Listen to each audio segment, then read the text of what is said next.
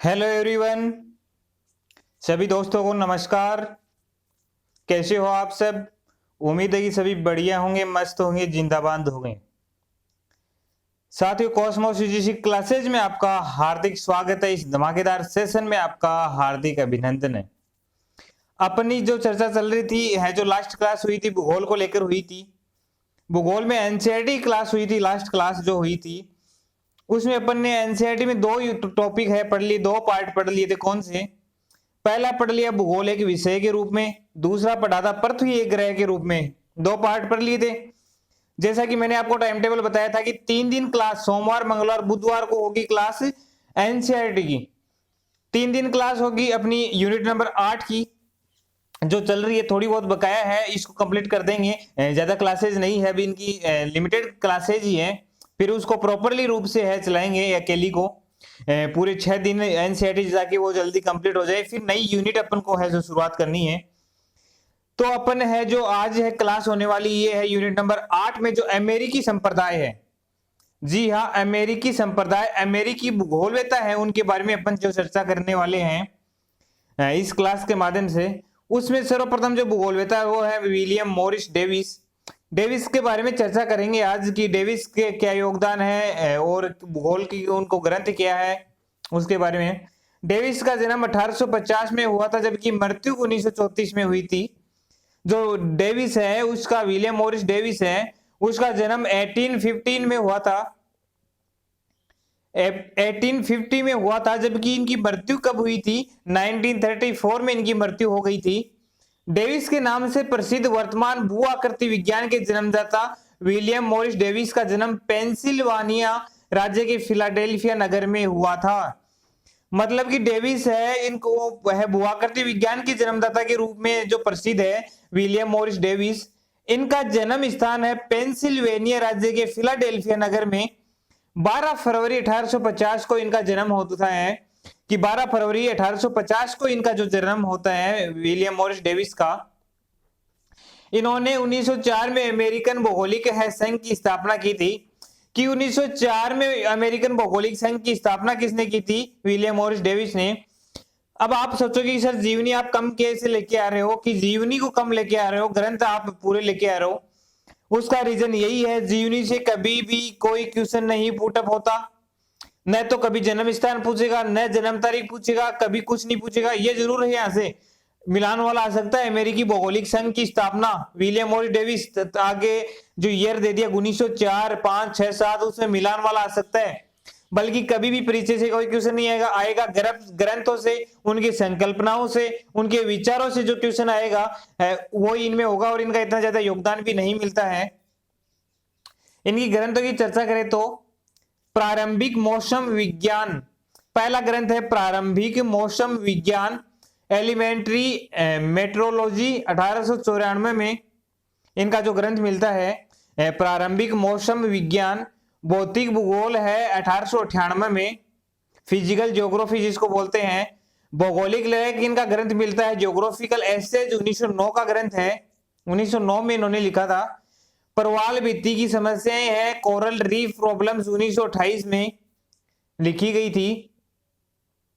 इनके जो है मुख्य ग्रंथ मिलते हैं, एक तो है फिजिकल ज्योग्राफी, ठीक है, एक प्रवाल भित्ति की समस्या है, इनसे क्वेश्चन पुटअप होने की संभावना, जबकि 4 है नॉर्मल आपको याद रखने हैं। प्रारंभिक मौसम विज्ञान याद रखना है, एलिमेंट्री मेट्रोलॉजी आपको याद रखना है। एक दोनों में से कोई भी एग्जाम में क्वेश्चन पुटअप हो सकता है, हिंदी वर्जन इंग्लिश वर्जन में। तभी मैं आपके सामने अब है इंग्लिश और हिंदी दोनों लेके आ रहा हूँ। जो छूट गए उनके नेक्स्ट जो भी है अपन है टेस्ट सीरीज चालू करेंगे इसकी, तब मैं सारा का कंप्लीट करवा दूंगा।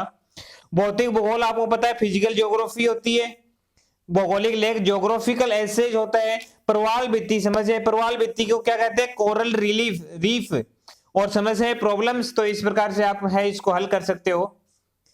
दूसरी है भूगोलवेत्री है, भूगोल की एकमात्र महिला, एकमात्र भूगोलवेत्री है एलन चर्चिल सैम्पुल। इसके अलावा आपको कोई नहीं पढ़ा है जो आपने पढ़ी होगी। अगर पढ़ी है तो कमेंट बॉक्स में कीजिए कि सर ये भूगोलवेत्री है और इनका एग्जाम में क्वेश्चन आता है और इनका विवरण है, इनका योगदान काफी है। तो एकमात्र भूगोलवेत्री है, इनका है काफी सारा है एग्जाम में क्वेश्चन पुटअप होता है, विवरण मिलता है। रेडजेल की शिष्या रही हुई है।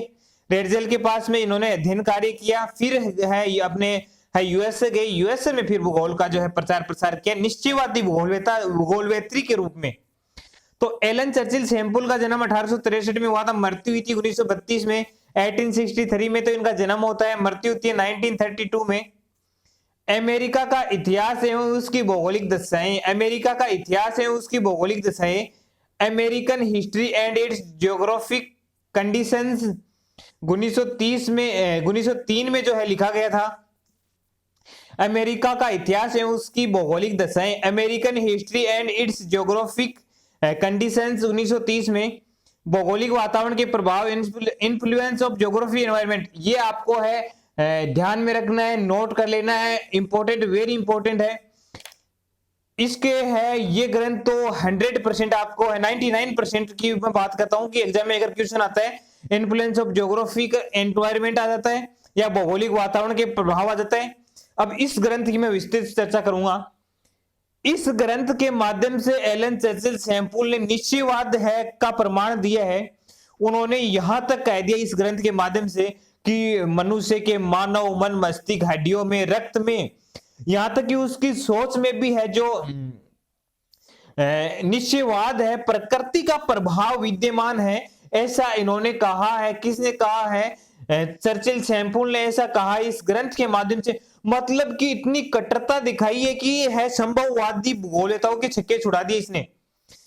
इस ग्रंथ में इतनी इन्होंने कट्टरता दिखा दी निश्चयवादी की, जो है सब कुछ प्रकृति है, मानव कुछ भी नहीं है, मानव एक कठपुतली है, प्रकृति नचाएगी तो वो नाचेगा, ऐसा इन्होंने इस ग्रंथ के माध्यम से है जो है प्रस्तुत किया है निश्चयवाद का जो है विवरण।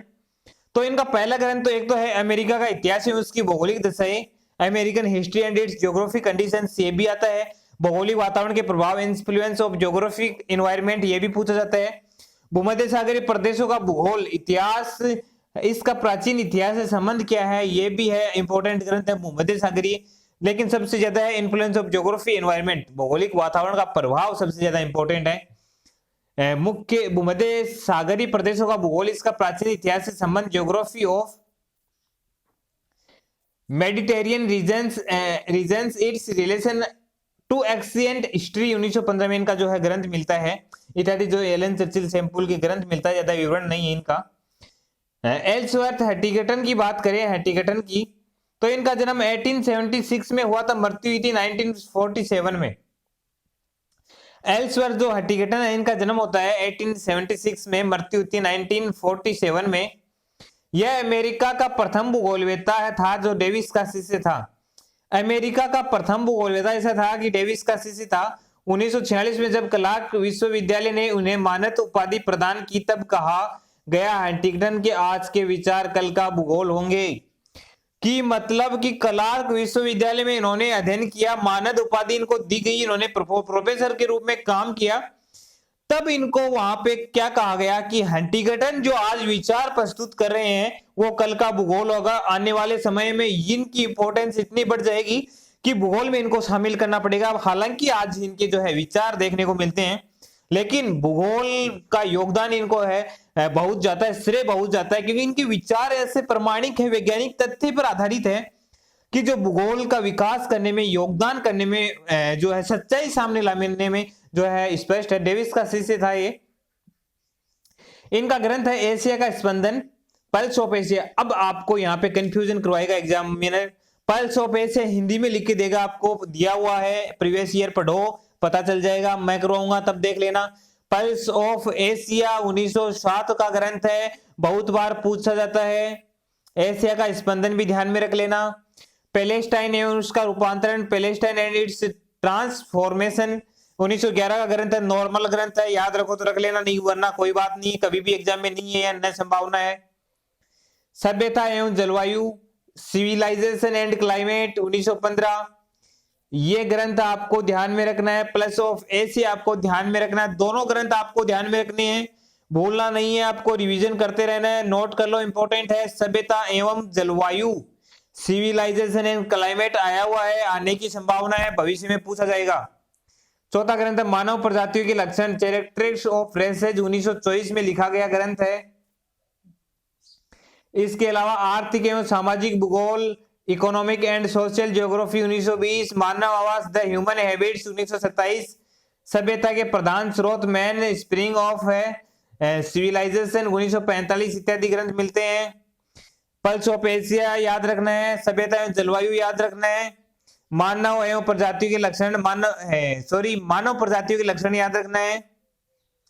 फिर है ये आर्थिक एवं सामाजिक भूगोल, ये इतने ग्रंथ तो आपको याद होने ही चाहिए। इसके अलावा याद करो तो आपकी मर्जी है, क्योंकि ग्रंथ काफी सारे हैं तो इतनी मात्रा में मैं भी समझता हूँ आपकी कि याद नहीं होते, लेकिन मैं वही बता रहा हूँ जो एग्जाम में पूछे जाने की संभावना है।